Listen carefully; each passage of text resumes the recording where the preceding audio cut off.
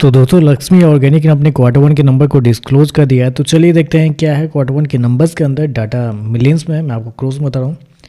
तो देखिए पिछले क्वार्टर में कंपनी ने 709 करोड़ का रेवेन्यू जनरेट किया था ऑपरेशन के थ्रू। पिछले साल की बात करते हैं तो 718 करोड़ के आसपास, जबकि अभी देखें तो गिर के 692 करोड़ आपको जाता हुआ देखने को मिला। तो साल से साल जाते हैं तो साल से साल कंपनी के रेवेन्यू के अंदर गिरावट आपको देखने को मिली। लगभग बोल सकते हैं 3.5 से 4% के आसपास की गिरावट आपको देखने को मिली। वहीं अगर क्वार्टरली बेस पे जाते हैं तो क्वार्टरली बेस पे भी कंपनी के रेवेन्यू के अंदर गिरावट आपको देखने को मिल रही है।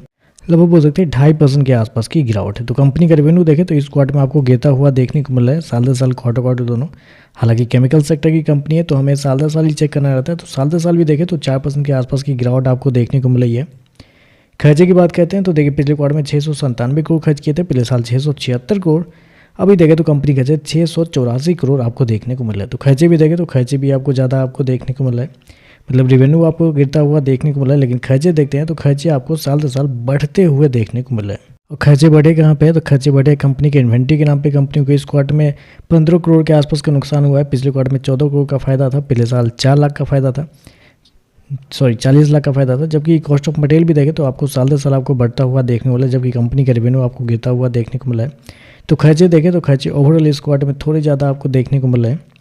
प्रॉफिट की बात करते हैं तो देखिए पिछले क्वार्टर में कंपनी का प्रॉफिट लगभग 22 करोड़ के आसपास था, पिछले साल 34 करोड़ के आसपास, जबकि अभी देखें तो गिर के 21 करोड़ आपको ज़्यादा हुआ देखने को मिल रहा है। तो कंपनी के प्रॉफिट के अंदर देखें तो प्रॉफिट के अंदर एक बड़ी गिरावट है, लगभग 40% के आसपास की गिरावट है साल दर साल। क्वार्टरली बेस पे जाते हैं तो यहाँ पे भी कंपनी के प्रॉफिट के अंदर लगभग 2% के आसपास की गिरावट है। गिरावट देखिए गिरावट तो है ही, लेकिन सबसे देखिए कंपनी को टैक्स में इस क्वार्टर में 7 करोड़ के आसपास का फायदा हुआ है। टैक्स रिटर्न जिसको बोलते हैं वो कंपनी को इस क्वार्टर में 7 करोड़ का हुआ है, पिछले क्वार्टर में 8 करोड़।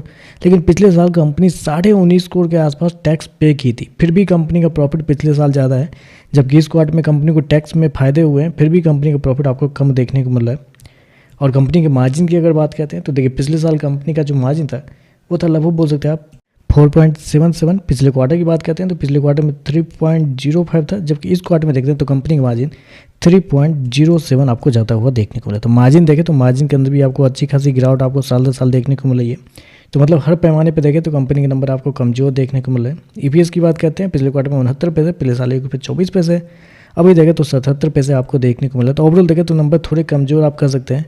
कंपनी का रेवेन्यू, प्रॉफिट, मार्जिन सारा कुछ आपको गिरता हुआ देखने को मिल रहा है। तो चलिए बस आज के लिए बस इतना ही। वीडियो पसंद आए तो लाइक कीजिएगा, साथ में साथ चैनल को सब्सक्राइब जरूर कीजिएगा। धन्यवाद।